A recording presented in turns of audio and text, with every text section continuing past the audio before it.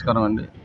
మరి ఈరోజు రాష్ట్ర వ్యాప్తంగా మరి గత కొన్ని నెలల నుంచి కూడా ఏదైతే డిఎస్సి ఎగ్జామ్స్ మీద జరిగినటువంటి అవకతవకల మీద సిబిఐ ఎంక్వైరీ వేయాలని మా యొక్క ప్రధానమైన డిమాండ్.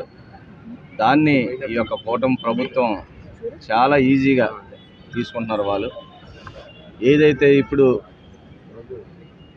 మనం మాట్లాడినటువంటి ఒక ఎగ్జామ్కి అటెండ్ అయిన క్యాండిడేట్ మేడం గారు ఏం చెప్పారు మీకు చాలా క్లియర్గా ఆవిడ ఎక్స్ప్లెయిన్ చేయడం జరిగింది. మీరు అవకతవకలు జరగలేదని చెప్తున్నారు, కానీ జరిగిందన్నది అక్కడ ఉన్నటువంటి సత్యం. దాన్ని మీరు ప్రజలకి ఈ యొక్క ఎవరైతే నిరుద్యోగులు ఈ యొక్క ఎగ్జామ్స్కి అటెండ్ అయ్యారో వాళ్ళందరికీ కూడా దాన్ని క్లారిఫై చేయాల్సిన బాధ్యత ఈ యొక్క ప్రభుత్వం మీద ఉంది. మరి దానికోసం మేము ప్రజల తరపున ఈ యొక్క నిరుద్యోగుల తరపున వాళ్ళకి మద్దతుగా గత 2 నెలల నుంచి కూడా అటు కలెక్టర్ ఆఫీస్కి కానీ కలెక్టర్ ఆఫీస్ స్టూడెంట్ విద్యార్థుల విభాగం ఆధ్వర్యంలో ఒకసారి, అదేవిధంగా యువత విభాగం ఆధ్వర్యంలో ఒకసారి, కామన్గా మొత్తం అందరం వైఎస్ఆర్ పార్టీ ఆధ్వర్యంలో ఒకసారి మేము 3 సార్లు కలెక్టర్ ఆఫీస్కి వెళ్ళి మెమరాండం ఇవ్వడం జరిగింది. కానీ ఎక్కడా కూడా ఇటువంటి స్పందన రాలేదు.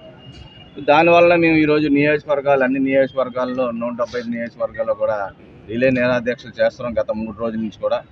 మరి ఇవాళ శాంతియుతంగా ఈ యొక్క ర్యాలీ వారిపైన చర్యలు తీసుకునే విధంగా ఈ 25 డిఎస్సిలో జరిగిన అవకతవకలపైన సిబిఐ ఎంక్వైరీ వేయాలి.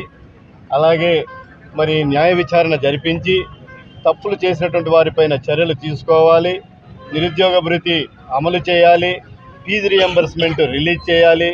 విద్యా వ్యవస్థల్ని నిర్వీర్యం చేయకుండా ఏదైతే విద్యాశాఖ మార్చులు తన జేబు సంస్థగా నడిపించుకునేటటువంటి విద్యా వ్యవస్థను నిర్వీర్యం చేయకుండా అక్కడ జరుగుతున్నటువంటి అవకతవకలపైన విచారణ జరిపించి అక్కడ విద్యా సంస్థల్లో ఖాళీగా ఉన్నటువంటి పోస్టులన్నీ కూడా భర్తీ చేయాలి. స్కూళ్ళలో కానీ, కాలేజీల్లో కానీ, యూనివర్సిటీల్లో కానీ ఈ విధమైనటువంటి ఖాళీలన్నీ కూడా భర్తీ చేసి ఆ విద్యా వ్యవస్థను బలపరిచే విధంగా పనిచేయమని చెప్పేసి ఈ సందర్భంగా తెలియజేస్తూ మా డిమాండ్లలో ఒకటి, మేము చేసేటటువంటి శాంతియుతంగా జరిపేటటువంటి ఈ ర్యాలీలు కానీ నిరసన కార్యక్రమాలకి ఎటువంటి ఆటంకాలు ఆంక్షలు లేకుండా మమ్మల్ని చేసుకొనివ్వండి.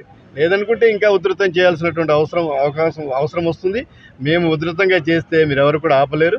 మా డిమాండ్, మీరు సిబిఐ ఎంక్వైరీ వేసి మీ నిజాయితీని నిరూపించుకోండి. విద్యాశాఖ మంత్రి లోకేష్ గారు.